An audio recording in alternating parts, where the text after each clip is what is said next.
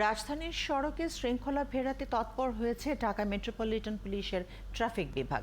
কিছুটা ভিন্ন চিত্র দেখা গেছে মোহাম্মদপুর বাস স্ট্যান্ডে। সেখানে বাস এবং রিকশাকে লেন মেনে চলতে বাধ্য করা, শিক্ষা প্রতিষ্ঠানের সামনে পার্কিং বন্ধ করা সহ নানান পদক্ষেপ নেওয়া হয়েছে। ফলে বছিলা থেকে মোহাম্মদপুর বাস স্ট্যান্ড পর্যন্ত চিরচেনা যানজট অনেকটাই কমে এসেছে। সাজিদ সরকারের প্রতিবেদন।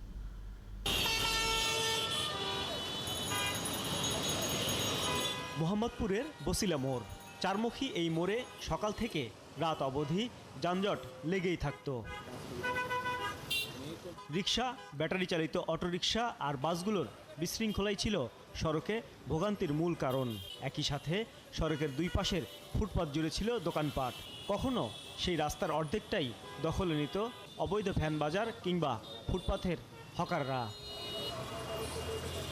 এসব বিশৃঙ্খলা ঠেকাতে বছিলা থেকে মোহাম্মদপুর বাস স্ট্যান্ড পর্যন্ত এলাকায় বিশেষ উদ্যোগ নেয় তেজগাঁও ট্রাফিক বিভাগ। ফুটপাত দখলমুক্ত করে রিকশার জন্য করা হয়েছে আলাদা লেন। পরিবহনগুলোর যত্রতত্র পার্কিং বন্ধ করে দেয় কিছুটা শৃঙ্খলা ফিরেছে এই সড়কে। এখন তো হাঁটা যায়, কিন্তু ফুটপাতে দোকান থাকলে হাঁটা তো দূরের কথা, গাড়ি উপরে দেওয়া চলে যায়। সবকিছু খুবই ভালো লাগছে। আইন শৃঙ্খলা রক্ষা বাহিনীরে আরও এরকম সচেতন করুক। আর অটো গাড়ি তারা যে না ধরে, অটো গাড়ি ভিতরে চলে। এখন রিক্সা মানুষ চলাচলের জন্য আলাদা করে দিচ্ছে। এখন অনেক পরিবর্তন হয়েছে, গাড়ি আর জ্যাম লাগে থাকে না।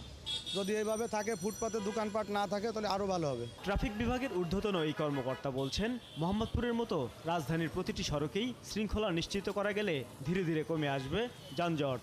পয়েন্ট নির্ধারণ করে দিয়েছে কোন গাড়িটা কোন এলাকা থেকে ছাড়বে। ঘাটার চর, বছিলার পশ্চিম মাথা, কিছু গাড়ি একটা দুটা গাড়ি এখান থেকে, এভাবে আমরা নির্ধারণ করে দেওয়ার কারণে এখানে বাসের কনজেশনটা কমে গিয়েছে।